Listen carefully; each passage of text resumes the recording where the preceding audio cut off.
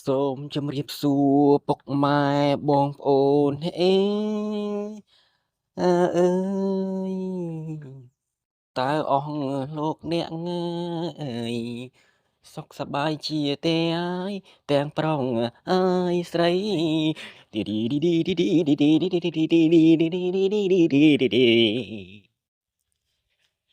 បាទសូមជម្រាបសួរដល់មហាជនដែលគ្រប់គ្រងនៅ Channel ប្រឡំនិទានបាទដែលមាន admin ដែលជាអ្នកកាន់នៅ Channel មួយនេះ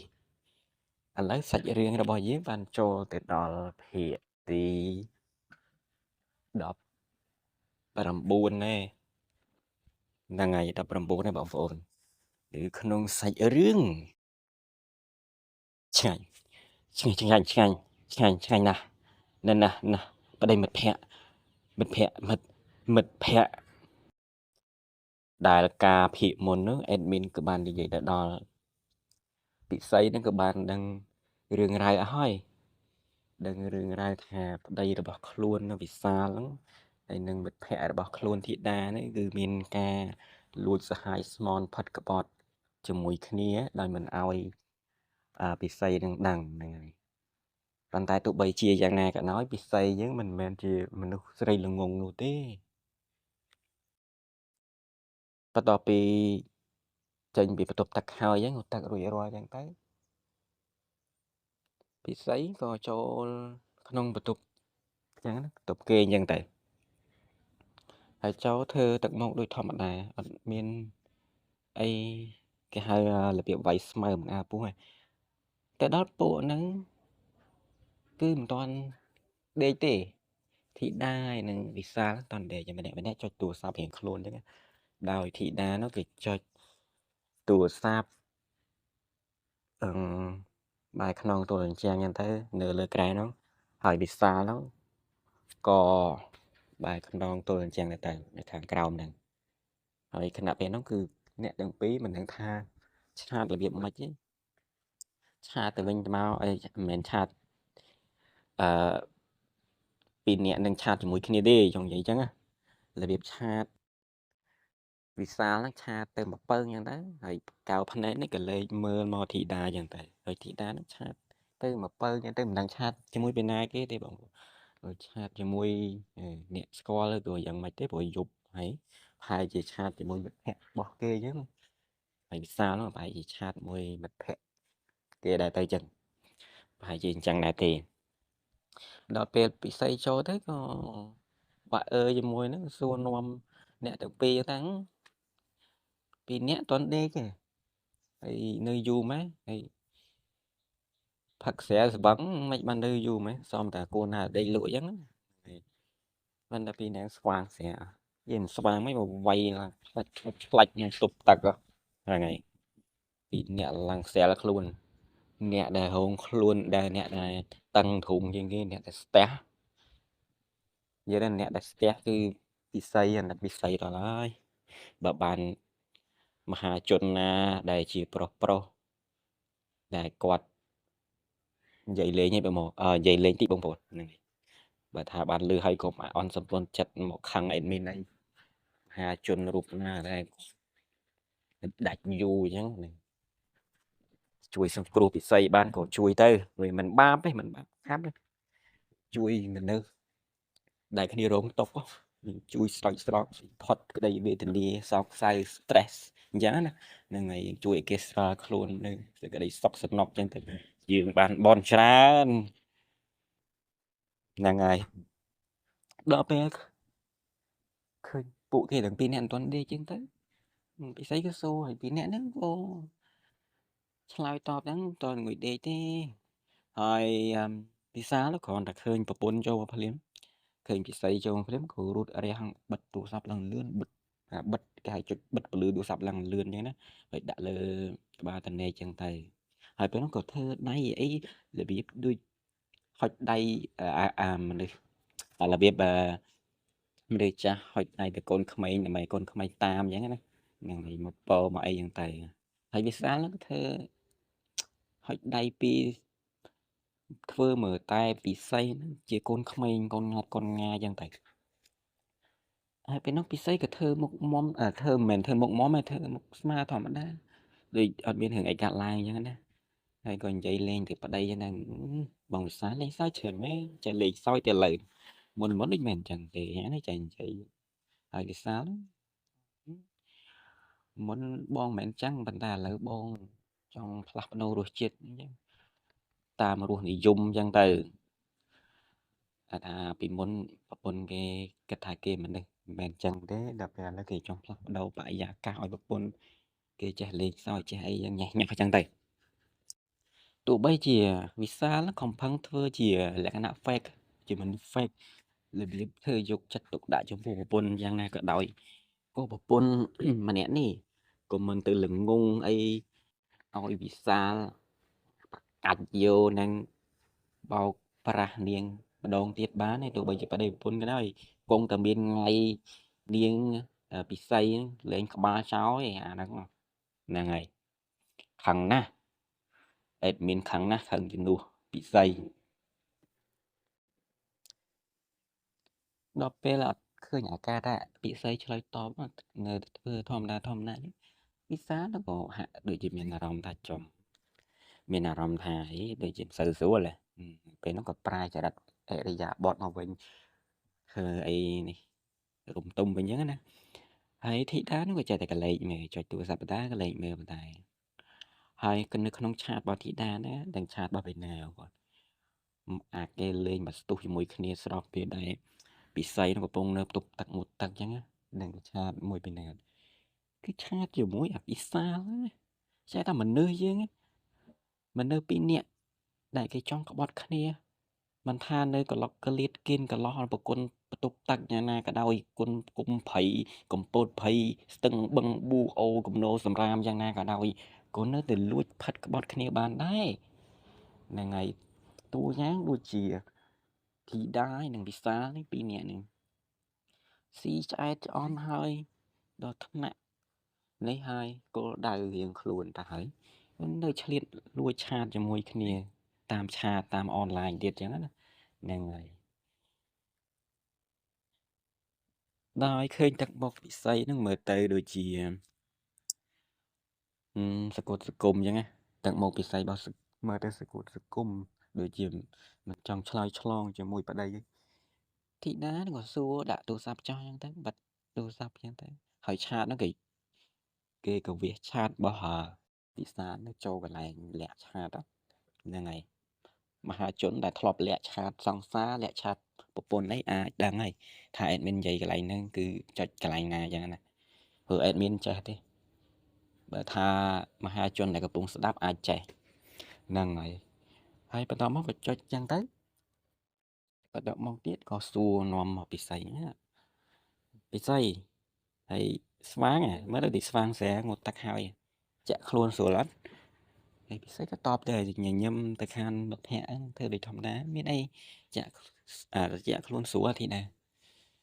ហើយធីតាអត់តដេកទេមកនឹងទៅហើយចាប់ដេកចាប់អីទៅស្អែកធ្វើការធ្វើអីផងចឹងហើយពេលហ្នឹងធីតាក៏ធ្វើជាអឹមអៀនហ្នឹងហើយក៏និយាយរបៀបមេយាដកខ្ញីមកកាន់មិត្តសម្លាញ់ចឹងទៅហ្នឹងគ្នាដេកឡើយគ្នាលេងតិចទៀតសិនបារម្ភគ្នាធ្វើមើលតម៉ែគ្នាដែរអញ្ចឹងនិយាយមកកាន់ពិសីអញ្ចឹង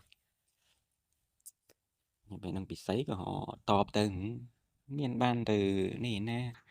គាត់តែបារម្ភខ្លាចងើបមិនតន់ទៅក៏ទៅធ្វើតេស្តហ្នឹង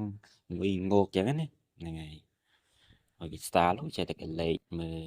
សង្កេតមើលទឹកមុខបបប្រពន្ធហើយនៅក្នុងចិត្តក៏ពងតែឆ្ងល់តែចុយប្រពន្ធអញមិនជិះផ្លែកមែនអត់ដូចកាល8មិញសោះដូចកាលពេលល្ងាចអញ្ចឹងដូចជាមើលទៅផ្លែក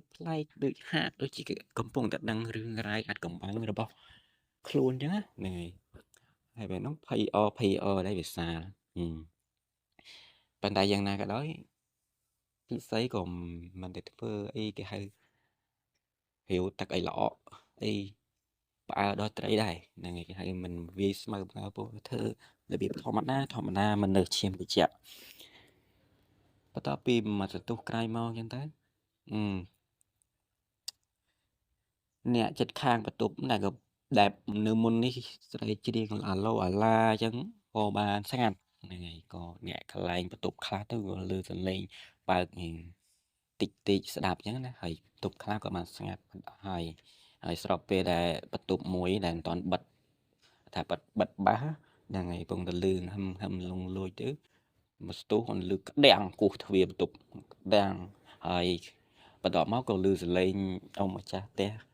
គាត់និយាយទៅកាន់ម្ចាស់បន្ទប់ហ្នឹងថាអើយមកបានអើយគេរត់ដេករត់ពួនអើយស្អែកសិតតែធ្វើការទាំងអស់គ្នាកុំអោយនៅយប់ជ្រៅពេកក្មួយហើយពេលហ្នឹងម្ចាស់បន្ទប់ហ្នឹងក៏ឆ្លើយតបអត់អីទេអ៊ំសុំតាពី3ម៉ោងទៀតទេព្រោះឥឡូវកំពុងម៉ោង2 10និយាយលេងហ្នឹងហើយបន្ទាប់ពីនិយាយចឹងទៅស្ងាត់ឈឹងទៅម្ចាស់បន្ទប់ហ្នឹងក៏បាត់ដែរហើយងាកមកកាន់បន្ទប់របស់ពិសីឯនេះវិញជាមួយវិសាលឯនេះវិញ3នាក់តែហ្មងទៅធីតានេះវិញគឺភ្លើងតន់បាត់ទេគេដេកបើកភ្លើងអញ្ចឹងនេះគេបើកភ្លើងប៉ុន្តែអ្នកនៅក្នុងបន្ទប់នេះគឺបាត់ស្ងាត់ទៅលែងមានពីណាចុចកាន់ទូរស័ព្ទទៀតហើយគឺដេកលក់អស់ហើយទៅចុចកាន់ទូរស័ព្ទមិនស្របពេលដែលភ្លើងអំពូលនៅក្នុងបន្ទប់លេងហ្នឹងកំពុងតែភ្លឺលឹមពណ៌ទឹកក្រូចហ្នឹងពេលហ្នឹងស្រាប់តែពិសីហ្នឹងក៏ភ្ញាក់នឹងខ្លួនមិនទៅពិសីភ្ញាក់បើកភ្នែករឹមអញ្ចឹងដូចជានៅក្នុងខ្លួនរបស់នាងគឺហាក់រសះរសោះមិនក្តៅបើកភ្លេចបើកភ្នែករឹមអញ្ចឹងតែដៃហ្នឹងក៏លោកអោបមកប្តីរបស់ខ្លួនឯងណាលោកអោបប្តីស្ទាបនឹងអាដៃអញ្ចឹងតែស្ទាបនឹងអាដៃស្ទាបស្មងហើយនឹងលោកលន់សាច់ធំសាច់អីហ្នឹងហើយស្រាប់ពេលហ្នឹងអាពិសាដេកដូចខ្មោចងាប់ចឹងមានដឹងថាប្រពន្ធកំពុងធ្វើអីមិនដឹងប្រពន្ធកំពុងតែដាស់អារម្មណ៍ឯងដេកមុខកខលអញ្ចឹងតែដល់ពេលពិសីតែមានអារម្មណ៍ថាចង់ដាស់ធម្មតានៅមុនហ្នឹងហេងខឹងអន់ចិត្តចឹងទៅមួយឆាយចឹងទៅហើយអារម្មណ៍ហ្នឹងក៏វាស្ងប់ទៅវិញប៉ុន្តែប្រហែលជាភ្ញាក់មកវិញណាធម្មតាមនុស្សប្តីប្រពន្ធគ្នាភ្ញាក់មកវិញវាតែងតែមានអារម្មណ៍មួយផ្សេងទៀតពេលហ្នឹងពិសីយកដៃទៅអោបប៉ះវិសាលបតាចឹងនឹកឃើញដល់ភាពអីនឹកឃើញដល់ភាពប្តីខ្លួនឯងគឺកំពុងមានអីមួយធីតាដែលជាមិត្តភក្តិរបស់ខ្លួននេះចង់និយាយកន្លែងនេះតិចបងប្អូនខ្លះប្រហែលជាយល់អារម្មណ៍មួយហ្នឹងadmin និយាយដល់ចំណុចហ្នឹងគឺ admin ដឹងថាអ្នកស្ដាប់ខ្លះប្រហែលយល់អារម្មណ៍ហ្នឹងអ្នកខ្លះអ្នកស្ដាប់ខ្លះទៀតប្រហែលជាមិនយល់កន្លែងហ្នឹងទេដែលអារម្មណ៍មួយពេលដំបូងហ្នឹងអារម្មណ៍ពេលដំបូងហ្នឹងខឹងដូចជាប្រច័ណ្ឌអញ្ចឹងប្តីវិសាលពិសីហ្នឹងប្រច័ណ្ឌវិសាលជាមួយមិត្តភក្តិខ្លួនឯងធីតាហ្នឹងប៉ុន្តែប្រច័ណ្ឌហ្នឹងគឺមិនអោយគិតធ្វើមិនអោយពីអ្នកនឹងដឹងទេប៉ុន្តែបន្ទាប់មកអារម្មណ៍នឹងវាស្ងប់ដល់ពេលអារម្មណ៍នឹងវាស្ងប់ហើយអារម្មណ៍មួយទៀតក៏វាកើតឡើងហើយអារម្មណ៍រំភើបរបៀបថាបើសិនជាលៃខ្លួនឯងទៅជាអញ្ចឹងជាមួយមិត្តភក្តិខ្លួនឯងពេលហ្នឹងវាមិនអញ្ចឹងណាចាចង់ដឹងដល់ពេលចង់ដឹងអញ្ចឹងទៅរូបភាពក៏វាបង្ហាញឲ្យពិសីហ្នឹងដឹងអញ្ចឹងហើយបានពិសីហ្នឹងហេងក្តៅខ្លួនលូកដៃមកប៉ះវិសាលដាក់អារម្មណ៍ហ្នឹងបងប្អូនស្របពេលកំពុងតែលូកដៃស្ទាបរបស់ខ្លួនឯងប្តីខ្លួនឯងមិនដានឹកសម័យដល់រូបភាពប្តីខ្លួនឯងកំពុងវាយលុកលើមិត្តភក្តិខ្លួនឯងមិនដាពេលហ្នឹងអារម្មណ៍របស់ពិសីហ្នឹងកាន់តែឡើងខ្លាំងទៅអាក្តៅស្គិញទៅរហូតដល់ធំបានអញ្ចឹងទៅពេលហ្នឹងរៀមដៃរបស់ពិសីហ្នឹងក៏លូកចូលល្វែងក្រោមរបស់វិសាលហ្នឹងនឹងលូកទៅប៉ះលូកយកហ្មងលូកចូលពីចកេះខោយកហ្មងលូកទៅប៉ះ ហើយលោកប៉ះយ៉ាងទៅក្តោបបាយយ៉ាងទៅគេហៅថាស្ទាបឆ្លេញរបស់អែលតាំងពីខំដល់លើនិងពីលើដល់ខំនិយាយចំហៅតាំងពីមេដល់ពងដល់មេយ៉ាងទៅបន្ទាប់ពីលោកស្ទាបលោកច្បាច់ពីលើដល់ក្រោមយ៉ាងទៅវិសាលហ្នឹងគឺនៅតែមិនដឹងខ្លួនកោតដល់ហើយប៉ះប៉ុណ្ណឹងអត់ដឹងខ្លួនទេនេះមិនដេកនេះរបៀបដូចស្លាប់យកហ្មងអត់ថ្នាក់មានអ្នកលុកដៃប៉ះកន្លែងចំណុចពិសេសហើយអត់ភ្ញាក់ហ្នឹងហើយដល់ពេលលុកបាច់ទៅអាមេកូនមេអញ្ចឹងលើដល់ក្រោមអញ្ចឹងទៅវាមិនមែនទៅជាវិសាលនឹងញាក់ហើយឡើងអារម្មណ៍ណាវាបែរទៅជាពិសីនឹងឡើងវិញហ្នឹងហើយដល់ពេលច្រវាច់ពេកអញ្ចឹងទៅវាធ្វើអារម្មណ៍ខ្លួនឯងកាន់តែកើនឡើង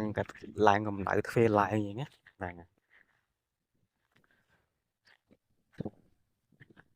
ដល់ពេលកើនកម្ដៅទ្វេឡើងអញ្ចឹងទៅ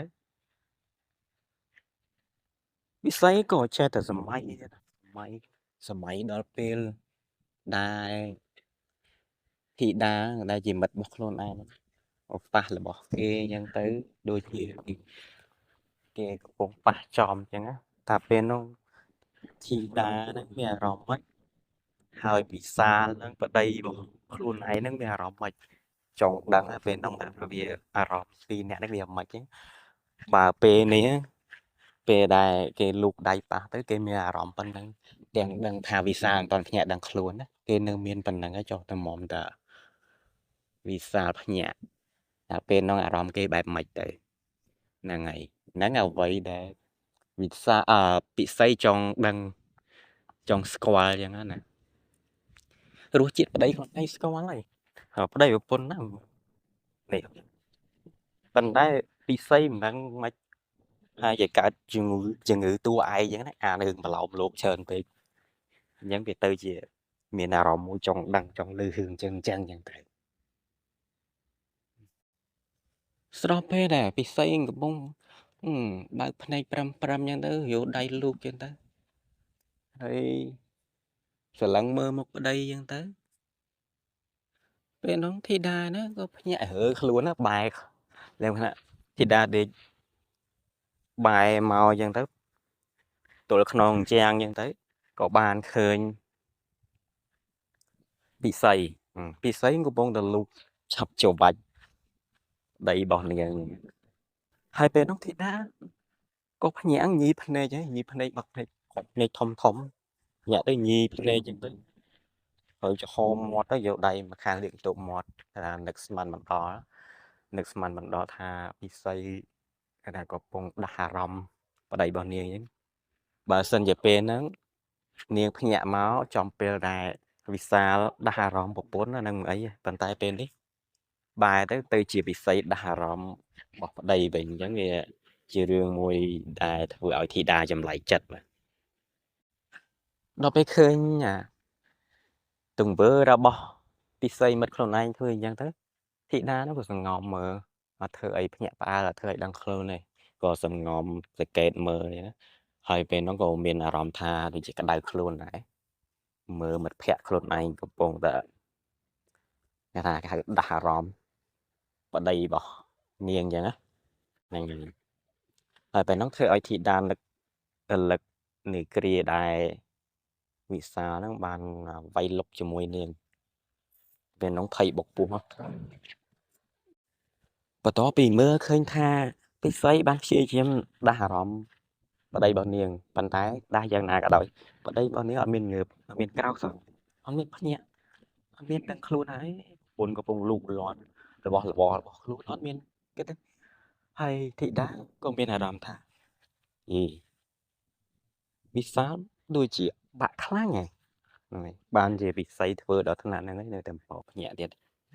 ពេលនោះនាងក៏មានអារម្មណ៍ថាចង់សប្រៃមិត្តភក្តិខ្លួនឯងក៏ងើប គង់ងើបពីក្រែហ្នឹងយឺតអត់ឲ្យអឺ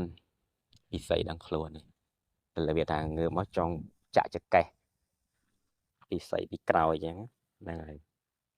ឲ្យពិសីដឹងថាខ្លួនឯងហ្នឹងក៏បានលួចមើលនាងកំពុងធ្វើអីប្តីរបស់នាងចឹងដែរលោកងើបមកចុះមកហើយក៏សង្កលខ្លួនលើបគេហៅប្រាស់ខ្លួនដេកលើបយឺតអត់ឲ្យពិសីដឹងហើយពេលនោះស្រាប់តាពិសីងាកមកខ្វាច់ហ្នឹងវាក់ប៉ះដៃរបស់ធីតាហ្នឹង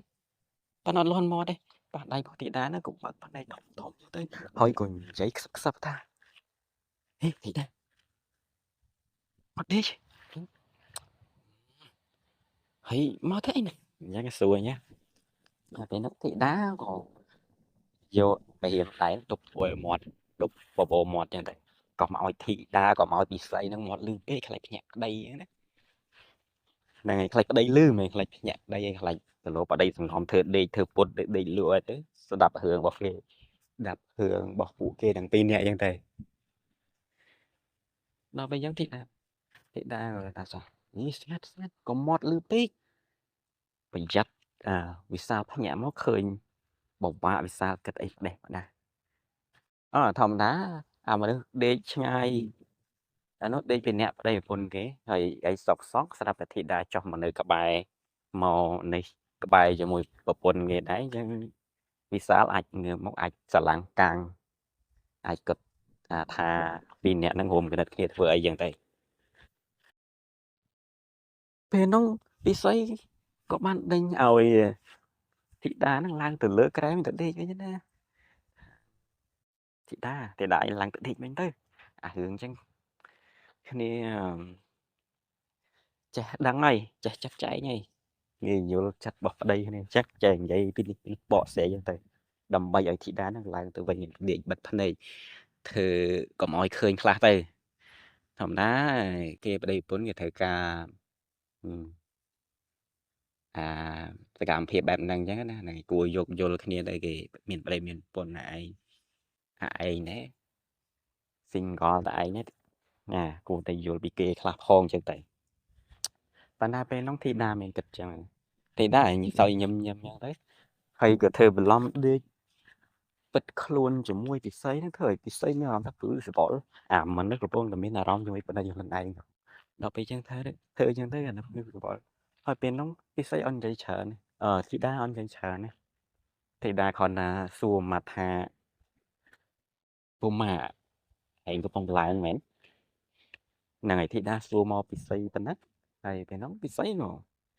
ហេងអៀនណែមិនទៅធ្លាប់តែសុភាពដល់ពេលសួរមកចំពេកអញ្ចឹងហេងអៀនហើយពេលហ្នឹងមិនដឹងនិយាយថាម៉េចទេតវល់ហើយក៏ឆ្លើយត្រង់ប្រាប់មិត្តភ័ក្តិតែហ្មងតែគ្នាពងឡើងទៅពងតាកេះឲ្យវិសាលភ្ញាក់នេះប៉ុន្តែគេព្រមភ្ញាក់សោះលូកលាន់ប៉ុណ្ណាព្រមភ្ញាក់សោះអប៉ែកនេះហ្នឹងពិសេសនិយាយមកធីតាប្រាប់ធីតាអញ្ចឹងទៅពេលហ្នឹងធីតាក៏បានខ្សឹបតតិចពិសីមិនខ្សឹបមិនដឹងនិយាយអីទេមានអត់លឺផងអត់ដឹងអីផងក៏បានខ្សឹបអញ្ចឹងទៅស្រាប់តាពិសីនោះបើកភ្នែកធំរបៀបចំហមាត់របៀបដូចវ៉ាវបេះដូងលូតភុំអាវអញ្ចឹងណាហ្នឹងហើយដល់ពេលអញ្ចឹងទៅក៏ធីតាបាននិយាយមកពិសីថាឥឡូវប្រងគិតមិនធ្វើតាមគ្នាក៏អត់ណាហ្នឹងហើយដល់ពេលហ្នឹងពិសីតបទៅវិញណាចាំមើលសាកមកក្តារសិនបើបានផលធីតាឯងឡើងទៅដេកវិញប៉ុន្តែបើមិនបានផលទេពួកយើងពីរនាក់ធ្វើឲ្យអាប៉ែហ្នឹងភ្ញាក់តបានអញ្ចឹងហ្នឹងហើយបាននិយាយសោះស្រួលគ្នាហ្នឹងហើយបងប្អូនប៉ុន្តែមុននឹងបន្តសាច់រឿងសូមឲ្យបងប្អូនដែលកំពុងតែស្ដាប់ដល់ចំណុចនេះជួយចុច Subscribe និងចុច Comment ដើម្បីឲ្យ Channel Admin រីកតទៅមុខទៀតបន្ទាប់ពីស្រស់ស្រួលគ្នាហើយ ពិសីក៏បានរៀបប្លង់ឲ្យធីតាទៅម្ខាងទៀតទៅដេកក្បែងទៀនចាញ់របៀបឲ្យវិសាលនៅកណ្ដាលពេលនោះធីតាក៏បានដើរទៅប្រាស់ខ្លួនដេកទៀនចាញ់ជាប់ជាមួយនឹងវិសាលហើយពិសីគឺដេកនៅកន្លែងធម្មតាកន្លែងដដែលហ្នឹងហើយពេលនោះនាងក៏ចាប់ផ្ដើមលូកពិសីចាប់ផ្ដើមលូកស្ទាបទៀតលូកស្ទាបចឹងទៅសោយអាវ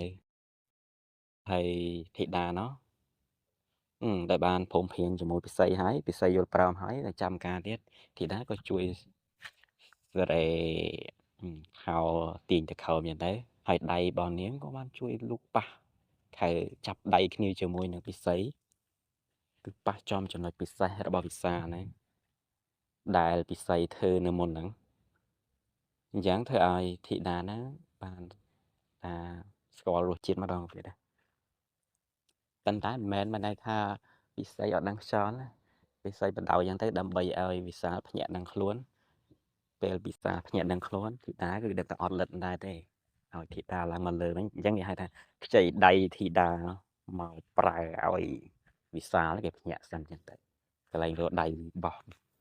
ធីតាហ្នឹងដាក់ទៅឡើងណាដល់ពេលនោះមែនបងប្អូនដូចថាមែនដូចថាមិញគាត់ថាធីតាលូកប៉ះភ្លាមទៅ